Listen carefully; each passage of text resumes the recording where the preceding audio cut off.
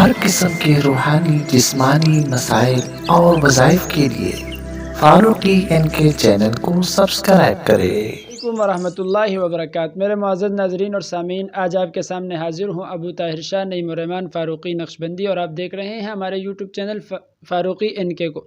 تو آج ہم جس موضوع پر آپ سے بات کریں گے وہ بہت اہم اور لازمی اور ضروری ٹاپک اور موضوع ہے۔ کیا موضوع اور ٹاپک ہے؟ وہ یہ ہے کہ غسل کے اندر فرائض کتنے ہیں اور کون کون سے ہیں۔ بہت سارے نوجوان طبقہ اس بارے میں کنفیوز ہو جاتا ہے اور مجھ سے سوالات بھی کرتے ہیں، اور اللہ معاف کرے بہت سارے مسائل اور معاملات میرے سامنے ایسے آئے ہیں کہ بہت سارے نوجوان حضرات یہ سمجھتے ہیں کہ غسل کا معنی ہے نہانا، تو ہم نے تو غسل کر لیا، نہا لیا، آیا ہم پاک ہو گئے اور ہمارا غسل ہو چکا ہے۔ حالانکہ ہرگز یہ بات اس طریقے سے نہیں ہے، بلکہ غسل کے اندر 3 فرائض ہیں۔ فرائض کی تعداد 3 ہے، کوانٹٹی اس کی 3 ہے۔ اگر ان تینوں فرائض کے اندر ہم نے کمی کوتاہی کر لی اور ہم نے اس میں سے ایک بھی فرض ادا نہیں کیا تو ہم تو بظاہر ہم نے غسل تو کر لیا، ہم نے نہا تو لیا اور اپنے اوپر پانی بہا لیا، لیکن ہمیں طہارت یعنی پاکیزگی ہمیں حاصل نہیں ہوئی۔ تو میرے محترم ناظرین اور سامعین، غسل کے اندر فرائض 3 ہے۔ سب سے پہلے جو فرض ہے وہ یہ ہے کہ کلی کرنا یعنی غرارہ کرنا، منہ کے اندر پانی ڈالنا، یہ غسل کا پہلا فرض ہے۔ 3 مرتبہ غرارہ کرنا اور کلی کرنا یعنی منہ کے اندر پانی ڈالنا یہ سنت ہے، تو 1 مرتبہ فرض ہے۔ نمبر 2، اس شرط کے ساتھ کہ روزے کی حالات میں نہیں ہو۔ اگر آپ روزے کی حالات میں ہو، آپ کا روزہ ہے، اس صورت میں آپ پر غسل فرض ہے اور آپ غسل کر رہے ہیں، پاکی حاصل کر رہے ہیں، تو اس صورت کے اندر آپ نے غرارہ نہیں کرنا، صرف آپ نے کلی کرنا ہے، منہ کے اندر آپ نے پانی ڈالنا ہے۔ ایک فرض یہ ہو گیا۔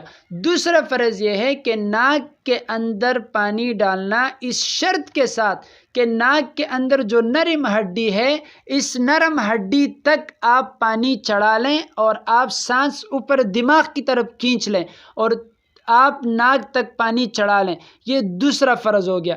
اور نمبر 3 اور آخری غسل کا فرض یہ ہے کہ آپ نے پورے بدن پر پانی بہانا ہے، اس شرط کے ساتھ کہ ایک بال کے برابر جگہ بھی خشک نہ رہ جائیں۔ اب ایک بال کے برابر اگر آپ کے جسم کے اندر جگہ خشک رہ گئی تو پھر بھی آپ کا غسل نہیں ہوا، آپ کا آخری اور تیسرا فرض ادا نہیں ہوا۔ اب بہت سارے دوست اور احباب کہتے ہیں کہ ہم تو پورے جسم پر بار بار پانی بہاتے ہیں، نلکے کے ذریعے سے ہو، پوارے کے ذریعے سے ہو یا لوٹے کے ذریعے سے ہو، جس برتن کے ذریعے سے ہم غسل کرتے ہیں تو ہم بار بار جسم کے اوپر پانی ڈالتے ہیں تاکہ صحیح طریقے سے پانی جسم تک پہنچ جائے اور کوئی بھی جگہ خشک نہ رہ جائے۔ لیکن ایک جو اہم اور ضروری پوائنٹ ہے جہاں پانی جانے کا اندیشہ بہت کم ہوتا ہے اور اکثریت اس جگہ پر انسان پانی پہنچا نہیں سکتا، تو اس کا آپ خیال کریں۔ وہ جگہ کیا ہے؟ ناپ کے اندر آپ انگلی ماریں اور ناپ کے اندر آپ کا پانی خود بخود جانا مشکل اور ناممکن ہوتا ہے، تو اس بات کا آپ خیال رکھیں۔ نمبر 2، بہت سارے ساتھی ایسے ہوتے ہیں کہ ان کے ناخن بڑے ہوتے ہیں اور بڑے ناخنوں کے اندر کچرا ہوتا ہے، میل کچیل یا مٹی وغیرہ گرد و غبار ہوتا ہے، تو اس ناخن کے اندر پانی کا جانا بھی مشکل ہوتا ہے، تو غسل کے دوران ان چیزوں کا اہتمام کریں۔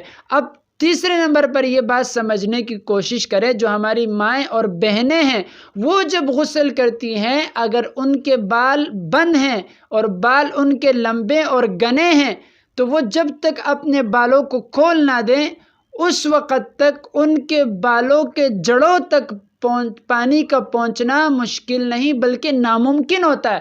تو ایسی صورت میں جو ہمارے بہن اور مائیں غسل کرتی ہے، پاکی حاصل کرتی ہیں، تو اس صورت میں وہ اپنے بالوں کو کھول کر غسل کریں، اس کا اہتمام کریں تاکہ بالوں کے جڑوں تک آسانی سے پانی پہنچ سکیں۔ اور دوسرے نمبر پر اس بات کا بھی اہتمام کریں، اس بات کا بھی خیال رکھیں کہ جن کے ناخن بڑے ہوتے ہیں خواتین کے اندر بھی، تو وہ بھی ان ناخنوں کے اندر پانی پہنچانے کی کوشش کریں۔ اور اگر کسی نے نیل پالش وغیرہ لگایا ہو ناخن کے اوپر، تو اس صورت میں بھی غسل کے اندر جو ہے مسائل پیدا ہو جاتے ہیں۔ تو بہت سارے ناخن پالش ایسے ہوتے ہیں کہ جس پر پانی نہیں پہنچ سکتا اور آپ کا ناخن جو ہے وہ سوکھا رہ جاتا ہے، تو اس صورت میں بھی آپ کا غسل نہیں ہوا۔ میرے معزز ناظرین اور سامعین، اس بات کو آپ خوب اچھی طریقے سے سمجھنے کی کوشش کریں، کیونکہ میں دیکھ رہا ہوں آج کل جو ہمارا معاشرہ ہے اور جس دور سے ہم گزر رہے ہیں اور جس معاشرے میں ہم جی رہے ہیں، تو بہت سارے معاملات اور بہت سارے مسائل میں نے ایسے دیکھے ہیں کہ 100 میں سے 70% لوگ ایسے ہیں کہ وہ بغیر غسل کے اس زمین کے اوپر قدم رکھ رہے ہوتے ہیں۔